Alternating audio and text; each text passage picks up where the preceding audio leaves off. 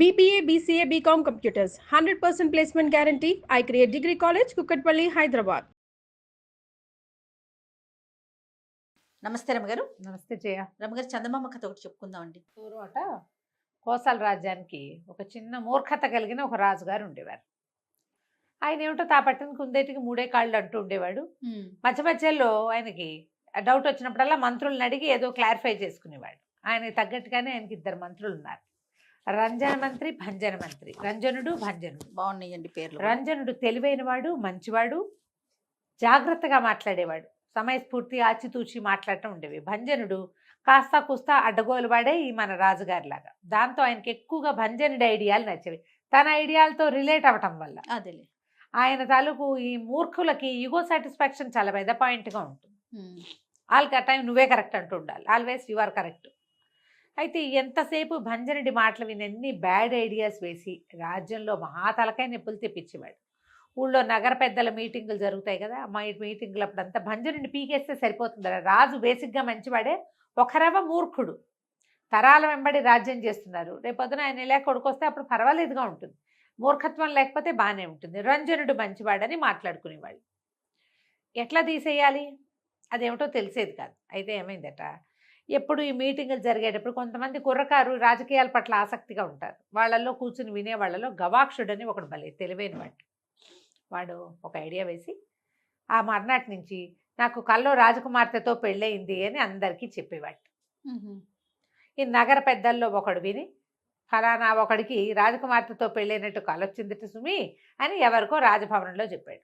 రాజకుమార్తెకి ఎవరితోటో పెళ్ళైంది అని అందరూ చెప్పుకున్నారు. అయ్యో, పెళ్ళవటమేమిటి, పెళ్ళింటూ ఉంటే అక్కడి నుంచి వాళ్ళు వీళ్ళు అంతా మాట్లాడుకున్నారు. చీర ఏమైంది తెలిసిన కథ ఏమిటి, ఎవడో చెప్పాడు.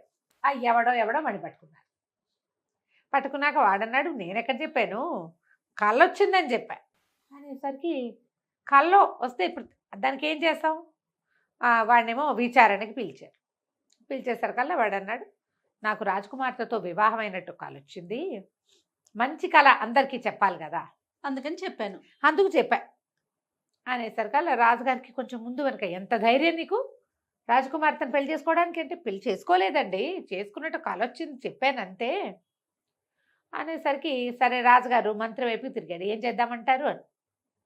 భంజనుడు అన్నాడు, వీడికి ఎంత తలపొగరైతే రాజకుమార్తెను పెళ్లి చేసుకుంటానంటాడు, పేకు ఉత్తరి చేయాల్సిందేనన్నాడు భంజనుడు. రంజనుడు అన్నాడు, అబ్బాయి కాదండి, వాడేం పెళ్లి గిల్లి చేసుకోలా, కలొచ్చింది అంతే.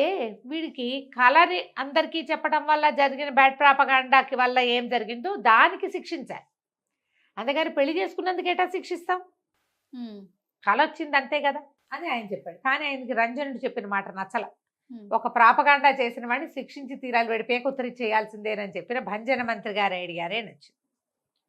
అవురవురా, ఇంత పని చేస్తావుగా, నీ సంగతి చెప్తానంటే వీడన్నాడు గవాక్షుడు, అయ్యో అది కాదండి రాజుగారు, నాకు అసలు పెళ్లి చేసుకుందామని లేదు, ఏమీ లేదండి, నేను రాజకుమార్తె చెప్పులు తొడడానికి కూడా పనికిరాను నిజానికి. కానీ ఏం చేయను, కల్లో ఏం జరిగిందంటే మన పక్క రాజ్యం ఉన్నారు చూడు, రాజ్యానికి రాజు భల్లూకవర్మ, ఆయనేనండి బలవంతంగా పెళ్లి చేశాడు రాజకుమార్తెతో నాకన్నాడు. అనగానే భల్లూకవర్మ మీద కోపం వచ్చేసింది రాజుగారికి. అవురా, భల్లూకవర్మకి అంత తెగులా, ఇంత పని వాడు నా కూతురికి ఫలానా ఎవడో రోడ్డు మీద తిరిగేవాడితో పెళ్లి చేస్తాడు, ఆ కల్లో అయితే మాత్రం పదండి వాడి మీద వెచ్చుకు పడదామన్నాడు. అనగానే ఈయన తెల్లబోయి రంజన్ మంత్రి, అయ్యో కాదండి రాజుగారు అట్లా అనకూడదు, కళ కదా, కళ, భల్లూకవర్మని వదిలేండి, ఇప్పుడు పని పొరుగు రాజ్యం మీదకి వెళ్ళడానికి మనకంత సైనిక సంపద లేదు, కొత్త ప్రాబ్లమ్స్ వస్తాయి మనకి, కాబట్టి వద్దు, వీడికి వేద్దాం శిక్ష, వీడితోటి ముగిచ్చేద్దాం దీన్ని అని రంజనుడు చెప్పాడు. భంజనుడు అన్నాడు, హాతేరి, అంత పని చేస్తాడు ఆ భల్లూకుడు, ఆ భల్లూకంగాడి ముక్కు పగలగొట్టందే మనకు శాంతి లేదు, వెళ్ళి మనం భల్లూకవర్మ అంతు చూడాల్సిందే ప్రభు ఏమైనా సరే అని భంజనుడు చెప్పాడు. చెప్పంగానే ఈయనకి నచ్చింది రాజుగారికి. పదండ్రా అందరూ సైనిక సమీకరణ మొదలు పెట్టేసేయండి, 2-3 రోజుల్లో మనం వెళ్ళి భల్లూకవర్మ మీద పడతాం, మన రాజకుమార్తెకి కల్లో అయినా సరే వాడు పెళ్లి చేయడానికి వాడేవాడు అని కేకలు పెట్టాడు. సైనికుల్లో కొంతమంది సామాన్లు సర్దుకున్నారు, వాళ్ళ దగ్గర ఉన్న ఆయుధాలు. కొంతమంది ఇది ఎక్కడ కొత్త తగలాటండి, దేవుడా హాయిగా సుఖంగా ఉన్నావు, మధ్యలో యుద్ధం ఒకటి వచ్చి పడింది, వీడెవడో పాపిష్టవాడు, వీడి కళ వల్ల వచ్చింది అనేసరికి ఈ గవాక్షుడు అన్నాడు, మీకు పూర్తిగా కళ చెప్పలేదండి, యాక్చువల్గా అసలు ఏం జరిగిందంటే భల్లూకవర్మ ఉన్నాడు చూశారు, వాడు ఆ రాజుగారు మన రాజ్యం మీద దండెత్తొచ్చాడు. మ్మ్. దండెత్తొచ్చి మన రాజ్యాన్ని జయించి బందీగా దొరికిన మిమ్మల్ని సంహరించాడు.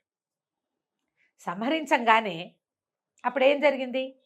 రంజన మంత్రి గారు, అయ్యో తండ్రి లాంటి రాజుగారే గతిచ్చారు, నేను ఇంకో పరరాజు చేతుల్లో నేను పన్ను అని ఆయన కత్తితో పొడుచుకుని చచ్చిపోయాడండి రంజన్ మంత్రి అన్నాడు. అనగానే రాజుకి ఏమిటి రంజనుడికి అంత ప్రేమ నేనంటే లేచి గబగబా లేచి రంజన్ మంత్రి నువ్వు చాలా గొప్పవాడవని రంజనుడిని కావలించుకున్నాడు.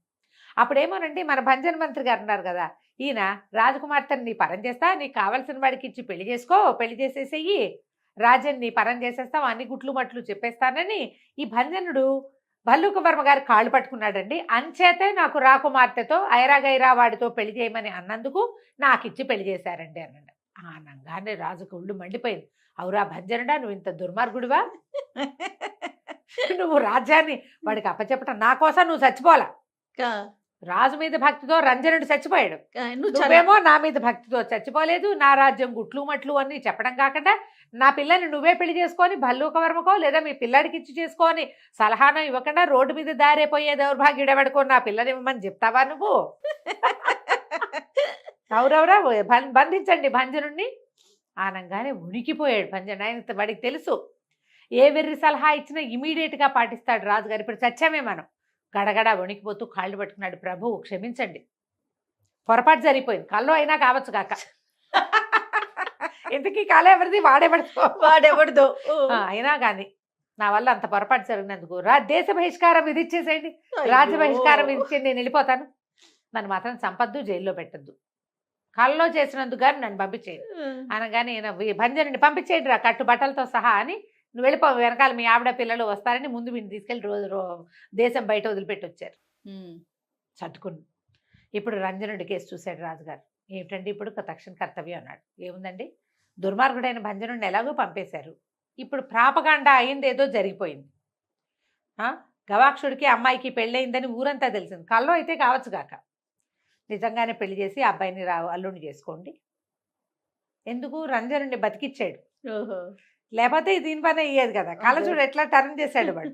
రాజుగారు సరే అమ్మాయి గారికి గవాక్షుడితో వివాహాన్ని తెరపరిచాం, అందరూ వివాహ వేడికి హాజరవ్వండి అని చెప్పేసి అమ్మాయికి గవాక్షుడితో పెళ్లి చేశారు. కథకంచికి మనం ఇంటికి. భలే ఉంది రమ్మ గారు. వాడి కళ ఏంటి, రాకుమార్తెని వివాహం ఏంటి, వాడు ఏం చేయడానికి భంజనుడిని తీసేయడానికి వేసిన ఎత్తులో వాడి పెళ్లి కూడా అయిపోయింది చక్కగా. సూపర్, చాలా బాగుందండి. నమస్తే. నమస్తే జయ.